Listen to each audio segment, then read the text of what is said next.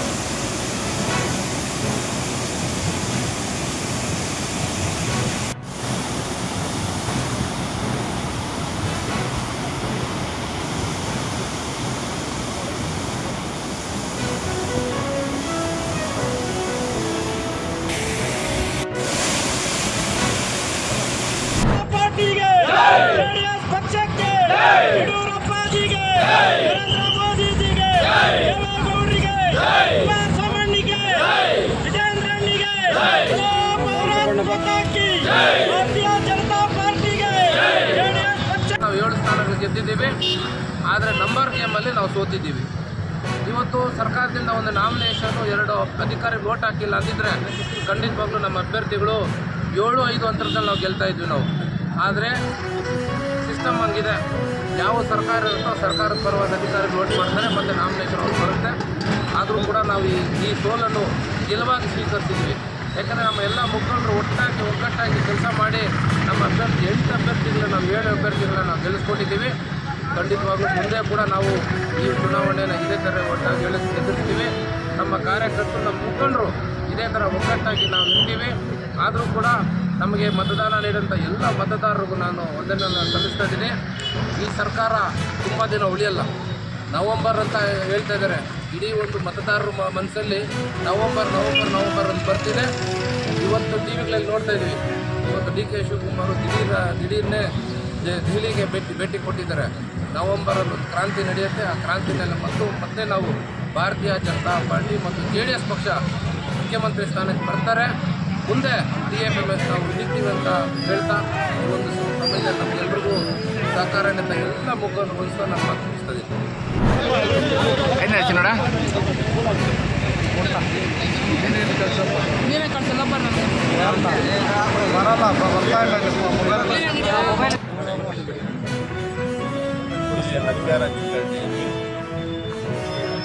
ಇವತ್ತು ನಮ್ಮ ಪಕ್ಷದ ಅಧ್ಯಕ್ಷರಾಗಿ ಶ್ರೀಮತಿ ಮೀನಾಕ್ಷಮ್ಮ ಚಂದ್ರಪ್ಪ, ಶ್ರೀಮತಿ ಮೀನಾಕ್ಷಮ್ಮ ಚಂದ್ರಪ್ಪ, ಉಪಾಧ್ಯಕ್ಷರಾಗಿ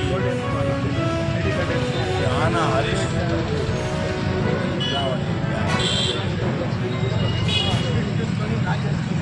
ಈ ಚುನಾವಣೆಯಲ್ಲಿ ಇವತ್ತು ನಾವು ಜಯಶೀಲಿಯಾಗಿ ಕಾರಣಭೂತವಾಗಿರ್ತಕ್ಕಂಥ ಗೌರವಯುತ ನಿರ್ದೇಶಕರಾಗಿರ್ತಕ್ಕಂಥ ಸನ್ಮಾನ್ಯ ಕೃಷ್ಣ ಸನ್ಮಾನ್ಯ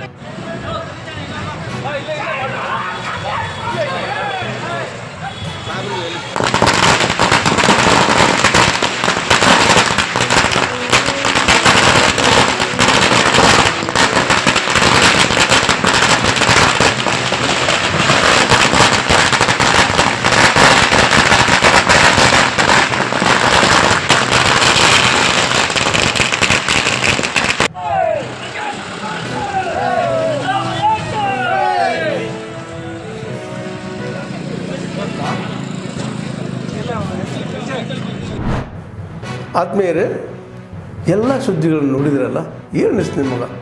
ಇದರಲ್ಲೇ ನಿಮ್ಗೆ ಲೈಕ್ ಆಗಿರ್ಬೋದು, ಡಿಸ್ಲೈಕು ಆಗಿರ್ಬೋದು, ಕಾಮೆಂಟ್ ಬೇಡಪ್ಪ ಅಂತೂ ಅನಿಸಿರ್ಬೋದು, ಕಾಮೆಂಟ್ ಮಾಡಬೇಕಪ್ಪ ಅನಿಸ್ಬೋದು, ಶೇರ್ ಮಾಡಬಾರ್ದಪ್ಪ ಅನಿಸಿರ್ಬೋದು, ಅದು ಮಾಡಬೇಕು ಅನಿಸಿರ್ಬೋದು.